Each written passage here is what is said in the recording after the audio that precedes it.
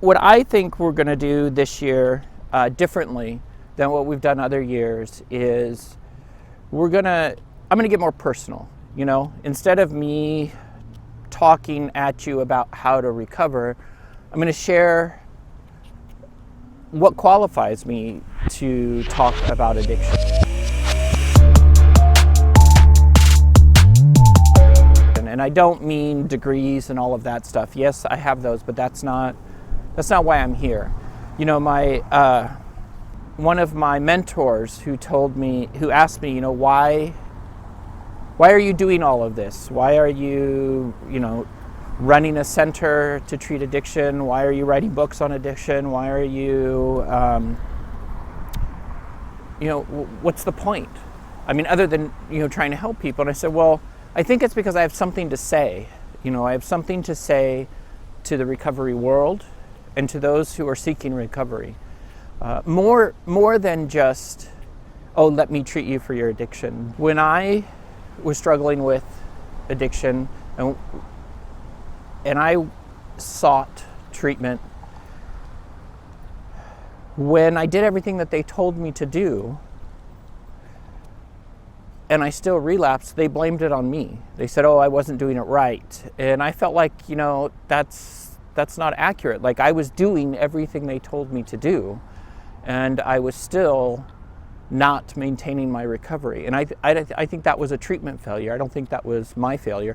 Not to say that I didn't screw up. I mean, we all have that addict mind. And, I completely screwed up a couple times where it generally was, me and my stubbornness. And so I think I have something to say to bring a different light to the recovery process. Ta-da, we're in a different background now. No, but so I just feel like I have something to say. So I think today what I want to do is I want to open up, and I want to start by just telling you what brings me to want to do this, and that is my own recovery process. I've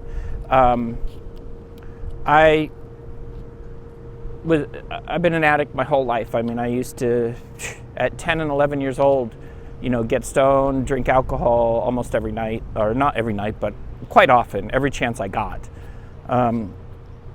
And it wasn't until I was probably in my late 30s that I ended up in an ICU unit. I woke up with a priest and a nurse next to my bed, and I had 2 years of my life that I almost have no memory of. I had moved out to Texas to be closer to my sister after my dad died, and that's when my addiction really took off. I went crazy, and I don't even remember necessarily my trip back across the country before I was admitted into the hospital for an overdose. And as somebody who never was really interested in opiates, I was taking Xanax and other benzos, and at any rate, that led to taking opiates and an overdose. So that started the process of my recovery, and in that process of waking up and gaining recovery, I had several relapses, and there were many times that I deeply struggled, as we all do in recovery. But I made it, and I made it because I opened up, because I was vulnerable, and because I put one foot in front of the other and did what others told me to do. I guess that might be the message that I would share here. And I'll share what I've learned. I'll share where I think my education has allowed me to come to somewhat different conclusions than a large sector or a large part of the recovery community, and I'll share where they match up. But I want this show to be one of communication. So I would love for honest feedback and questions in the comments.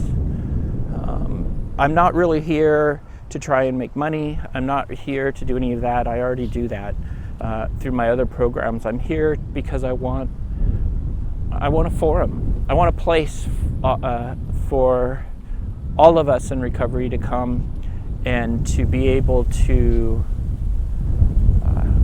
share our hearts. So so this year, we'll have 52 episodes, one per week, and we're going to go through multiple categories, and sometimes of recovery, and sometimes we're just going to talk. Maybe there'll be a question in the comments, and I'll just talk about that question. Other days, we'll just sit and admire the beautiful view and be in mindfulness. So thank you so much, and I hope that you have a beautiful day, and I look forward to our year together. Be gentle with yourself.